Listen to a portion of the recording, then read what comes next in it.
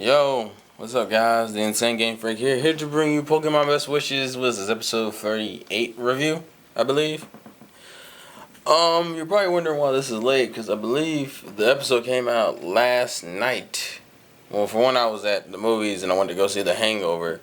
And the other reason was, from what I saw in the preview didn't look that interesting. And honestly, the episode didn't really change my mind that much. Honestly, this will probably be a short review, mainly just because it was a fairly boring episode. Like, literally, the entire episode revolved around finding the Audino, and essentially that's it. And all really what it was is that Audino had very sophisticated hearing, and Team Rocket was using this sound wave mechanism to draw all the Audino in so they could use them for Professor Seeger's experiments. And it took them the entire episode to find T-Rocket, to beat them, and then for them to fly away on jetpacks. Like, it was a really boring episode, to be honest with you. It's probably, I put it this way, even the water gun episode was more interesting, but this is probably the most boring filler I've seen in a while. Like, seriously, especially because the last episode was actually really good, but oh my god, this was just boring, so fucking boring.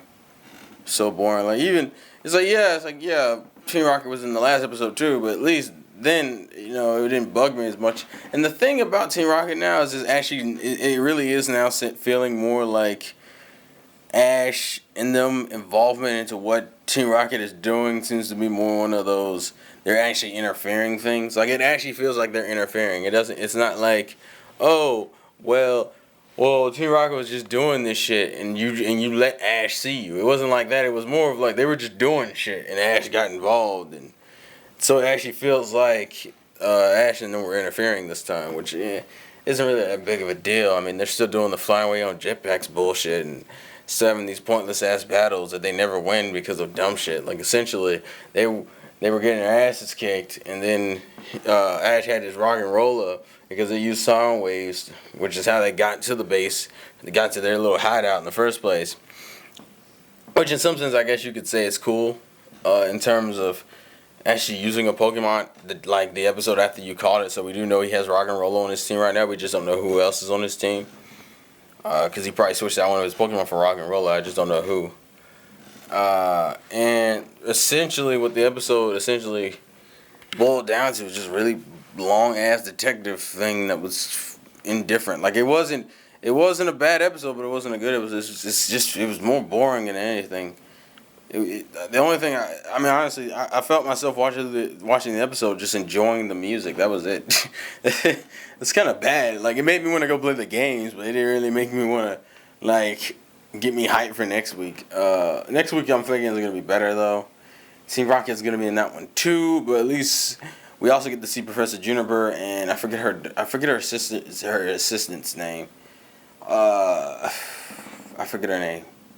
Fennel, I think. Fennel, I think is what it is. I'm not sure. And that might be the Japanese version. I don't remember. But they're going to be in there, and they're going to be doing the ancient Pokemon gig. And I'm actually glad to see, like, the professor show up more often than fucking, who was the last one? Rowan did. Rowan didn't show up at all that much. And Birch didn't show up. Yeah, literally, most of those professors didn't show up that much. I was actually kind of depressed about that.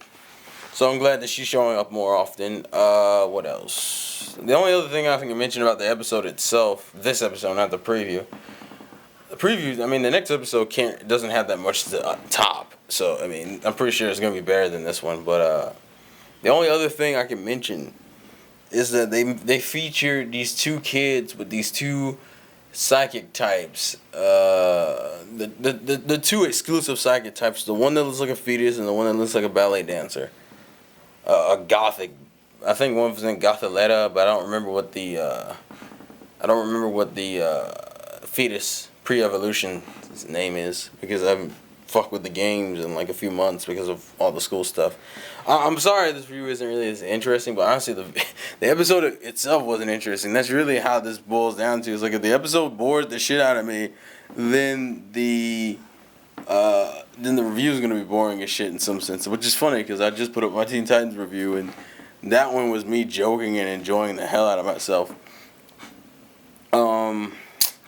I am still watching the dub episodes for anyone who wants to know, and if anyone wants thoughts on that, I'll probably put that in one of these reviews instead of making a separate video.